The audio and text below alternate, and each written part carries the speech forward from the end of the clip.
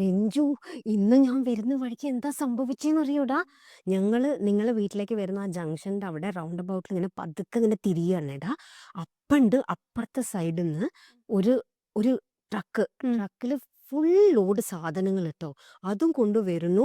ഇത് ഇപ്പുറത്തെ സൈഡിൽ നിന്നാണെങ്കിലോ ഒരു സ്ത്രീ ടൂ വീലറില്, ഒരു സ്ത്രീ.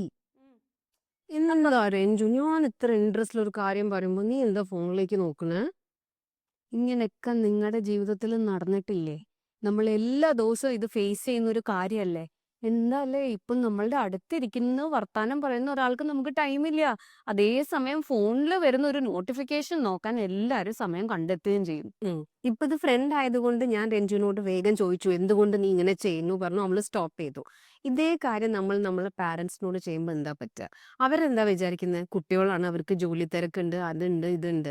എന്നിട്ട് എപ്പോഴെങ്കിലും സമയം കിട്ടുമ്പോഴായിരിക്കും എന്തെങ്കിലും ഒരു ഇൻട്രസ്റ്റിംഗ് കഥയായിട്ട് നമ്മളെ അടുത്തേക്ക് വരുന്നത്. ആ സമയത്ത് നമ്മൾ ഫോണിലേക്ക് നോക്കിയിരുന്നാൽ എന്താ കാണിക്കുന്നത്? നമുക്ക് അത് താല്പര്യമില്ല കേൾക്കാൻ എന്നാണ് അവർ വിചാരിക്കുന്നത്. അതോടുകൂടി എന്താ പറയുക, അവർക്കത് പറയാനുള്ള മൂടേ പോകും. അതെ, ഇതുപോലെ തന്നെയാണ് കുട്ടികളുടെ കാര്യത്തിലും.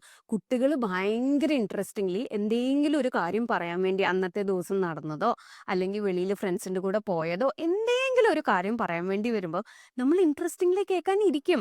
പക്ഷെ ഇതുപോലെ നോട്ടിഫിക്കേഷൻ വരുമ്പോൾ നമ്മൾ അങ്ങോട്ട് നോക്കും, കോള് വന്നാൽ നമ്മൾ എടുക്കും. അപ്പൊ എന്തു പറ്റും? കുട്ടികൾ ആദ്യം അയ്യോ എന്ന് പറഞ്ഞിട്ട് അത് അവരുടെ കാര്യം നോക്കി പോകും. രണ്ടാമത്തെ ദിവസം പിന്നെയും വന്ന് നോക്കും. പക്ഷെ ഇത് തന്നെ നടന്നു കഴിഞ്ഞാൽ മൂന്നാമത്തെ ദിവസം തൊട്ട് അവര് വരില്ല. പിന്നെ നമ്മൾ പുറകെ നടന്ന് എന്തു പറ്റി ഇന്ന് സ്കൂളിൽ നിന്ന് പറഞ്ഞാൽ ഒന്നും പറ്റിയില്ല, സാധാരണ പോലെ എന്ന് പറഞ്ഞിട്ട് പിള്ളേര് മാറും. ഇത് കുട്ടികൾ മാത്രമല്ല, നമ്മുടെ സ്പൗസും ആരാണെങ്കിലും, ഹസ്ബൻഡ് ആയാലും വൈഫ് ആണെങ്കിലോ, അധികം നമ്മൾ പുറത്തുനിന്ന് വരുമ്പോഴോ അല്ലെങ്കിൽ എന്തെങ്കിലും ഒരു ഇൻട്രസ്റ്റിംഗ് കാര്യം നമ്മൾ ഓടിപ്പോയി നമ്മളെ പാർട്ട്ണറോടാ പറയാനിരിക്കുക. അവർ അതേ ഇൻട്രസ്റ്റിൽ കേട്ടില്ലെങ്കിൽ ഈ പറഞ്ഞ പോലെ ഫോണിലേക്ക് അങ്ങോട്ടും ഇങ്ങോട്ടും നോക്കേണ്ട ശീലമാക്കി കഴിഞ്ഞാൽ ഈ പറയുന്ന ആൾക്കാർക്ക് എന്തായാലും പറയാനുള്ള രസം പോയി കിട്ടും. അതെ. അപ്പം നമ്മൾ എപ്പളും ഇല്ലേ നമ്മളുടെ അടുത്ത് ഇരിക്കുന്നവർക്ക് നമ്മൾ ഇമ്പോർട്ടൻസ് കൊടുക്കുക.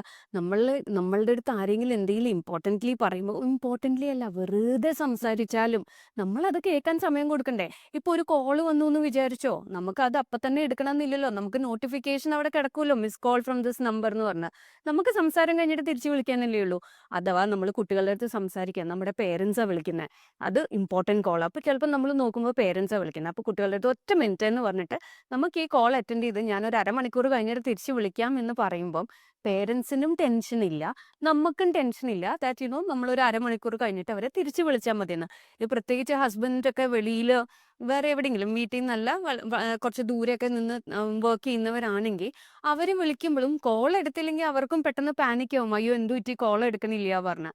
അപ്പം ഈ ഒരു അരമണിക്കൂർ കഴിഞ്ഞിട്ട് വിളിക്കാമെന്ന് പറഞ്ഞാൽ ആർക്കും ഒരു ടെൻഷനും ഇല്ല. എന്നാൽ ആ കോൺവെർസേഷൻ അവിടെ നമ്മൾ കംപ്ലീറ്റ്ലി ബ്ലോക്ക് ചെയ്യുന്നുമില്ല. ഇത് പറയുമ്പോൾ പണ്ട് ഒരു ഒരു ഇത് വന്നിട്ടുണ്ടായിരുന്നു, ഒരു മെസ്സേജസ് ആയിട്ട് വന്നതാ. ഭയങ്കര ഹാർട്ട് ടച്ചിങ് മെസ്സേജ്. എന്താണ്, ഒരു കുട്ടിക്ക്, ചെറിയൊരു കുട്ടി, സെക്കൻഡ് സ്റ്റാൻഡേർഡ് പഠിക്കുന്ന കുട്ടിക്ക് ഒരു എസ്സേ എഴുതേണ്ടി വന്നു. What do you want to become when you grow up എന്ന്. ആ കുട്ടി എഴുതിയത് I wish I become my father's phone എന്നാ. എന്താ കാരണം വെച്ചാൽ ആ കുട്ടി നോക്കുമ്പം അച്ഛൻ രാവിലെ എണീക്കുമ്പോൾ തൊട്ട് കിടക്കണ വരെ അച്ഛൻ്റെ കൂടെ അച്ഛൻ്റെ ഫോണാണുള്ളത്. ആ കുട്ടിക്ക് ആ പ്ലേസാ വേണ്ട. ആ ഫോണിന്റെ പ്ലേസ് ഒരു കുട്ടി ആഗ്രഹിക്കണമെങ്കിൽ ഒന്ന് ആലോചിച്ച് നോക്കൂ, നമ്മളെ ലൈഫിൽ ഫോൺ എത്രമാത്രം റീപ്ലേസ് ചെയ്തിരിക്കുന്നു ബാക്കിയുള്ള റിലേഷൻഷിപ്പിനെ എന്ന്. അതെ. ഇപ്പൊ ചില പേരൻസ് ഒക്കെ പറയും, ഓ ടീനേജ് പിള്ളേരാ, അവർക്കാണ് ഈ പ്രോബ്ലം, നമ്മളല്ല ഈ പ്രോബ്ലം കാണിക്കുന്നതെന്നൊക്കെ. പക്ഷെ ഞാനൊരു കാര്യം പറയട്ടെ, കുട്ടികൾ കണ്ടുപിടിക്കുന്ന അവരുടെ പേരൻസിൽ നിന്ന് തന്നെയാ. നമ്മൾ എപ്പോഴെങ്കിലും ചെയ്തത് നമ്മൾ കൺവീനിയന്റ്ലി മറന്നു പോയിട്ടുണ്ടാവും. അവർ ചെയ്യുമ്പോഴല്ലേ നമുക്കത് ഫീൽ ചെയ്യുള്ളൂ. അപ്പം നമ്മളായിട്ട് അത് ചെയ്യാണ്ടിരുന്നു കഴിഞ്ഞാൽ നമ്മുടെ മക്കളും അത് ചെയ്യുമെന്ന് എനിക്ക് തോന്നുന്നില്ല. നമ്മളുടെ അടുത്ത് സംസാരിക്കാൻ ഒരാൾ ആഗ്രഹിക്കണമെന്നും നമുക്കും ഓടിപ്പോയി ഒരാളോട് സംസാരിക്കാൻ ഉണ്ടെന്ന് പറയുന്നതൊക്കെ ലൈഫിലെ വലിയ ബ്ലെസ്സിങ് ആണ്. അപ്പൊ ആരും നമ്മൾ ഇങ്ങനത്തെ ഒരു ഫീലിംഗ് ആർക്കും കൊടുക്കാൻ പാടില്ല. ദൈവം സഹായിച്ച് നമുക്കും ഇങ്ങനെ ഒരു ഫീലിംഗ് തോന്നാൻ പാടില്ലേക്ക്. What I am telling is not being heard എന്ന്, അല്ലേ? അപ്പൊ ഇതൊക്കെ നമ്മുടെ ബ്ലെസ്സിങ്സിൽ ഏറ്റവും ഇമ്പോർട്ടന്റ് ആയിട്ടുള്ള സാധനങ്ങളാണ്. So count all your blessings and keep watching echoes of her with Wren and go.